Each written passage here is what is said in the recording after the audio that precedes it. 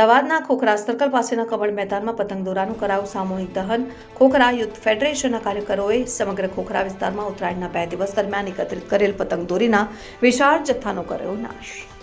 અબોલજીવ એવા પક્ષીઓ માટે ઘાતક ન બને તે માટે ધાબા અને ઝાડો ઉપરની વીંટાળેલ દોરીના ગુચ્છાઓને ઉતારીને કરાઈ હતી એકત્રિત। ખોખરાની જય સોમનાથ શાળાના વિદ્યાર્થીઓએ એકત્ર કરેલ દોરીનો જથ્થો પણ સાથે કમળ મેદાનમાં સામૂહિક રીતે દહન કરાયું। 17મી જાન્યુઆરીના બુધવારે બપોરે 12 કલાકે શહેર ભાજપ પ્રમુખ અમિત શાહ અને મણિનગરના ધારાસભ્ય અમોલ ભટ્ટ તથા ખોખરાના નગરસેવક કમલેશ પટેલ, જિગીશા સોલંકી, શિવાની જનૈકરની વિશેષ ઉપસ્થિતિમાં જીવદયાના ભાગરૂપે આ દોરાઓની હોડીનું કર્યું સામૂહિક દહન।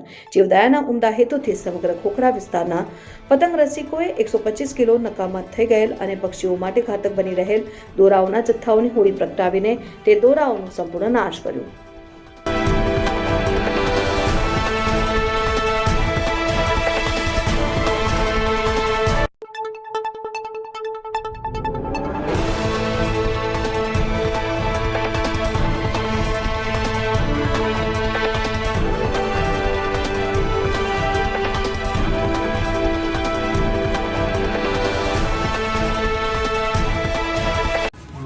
સાહેબ, ખોખરા યુથ ફેડરેશન દ્વારા દોરીનું દહન કરવામાં આવ્યું છે અને જીવદયાનો મેસેજ આપ્યો।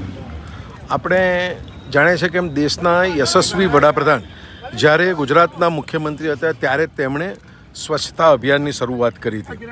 ઉત્તરાયણનો તહેવાર પછી આપણે ઘણી બધી જગ્યાએ જોઈએ છીએ કે દોરી ટીંગાયેલી, લટકાયેલી ઝાડ પર, ધાબા ઉપર હોય છે। આ દોરીથી 2 પ્રકારનું નુકસાન થતું હોય છે। એક તો સ્વચ્છતા જળવાતી નથી, બીજું પક્ષીઓ જ્યારે પોતાના માળા તરફ પરત ફરતા હોય છે ત્યારે તેઓ પણ આનાથી ઘાયલ થતા હોય છે। એટલે આજે ખોખરાની અમારા સમગ્ર કાઉન્સિલર, પૂર્વ કાઉન્સિલર અને સંગઠનની ટીમ દ્વારા હું એમને અભિનંદન આપું છું કે 2 રીતે ખૂબ સારો કાર્યક્રમ કર્યો છે। એક તો આપણા શ્રદ્ધેય પ્રધાનમંત્રીનું કરુણા અભિયાન અને બીજું સ્વચ્છતા અભિયાન, બેવનો આ તાદરુસ્ત દાખલો છે ને આ એની સાબિતી છે। આપના માધ્યમથી હું સમાજના બધા જ લોકોને સંદેશો આપવા માગું છું કે આ રીતે બધા જ જગ્યાએ જ્યાં જ્યાં દોરી લટકાયેલી છે, ટીંગાયેલી છે તેને ભેગી કરીને એનું દહન કરીશું તો આપણે શહેરને સ્વચ્છ પણ રાખી શકીશું અને નિર્દોષ પક્ષીઓને ઘાયલ થતાં બચાવી શકીશું।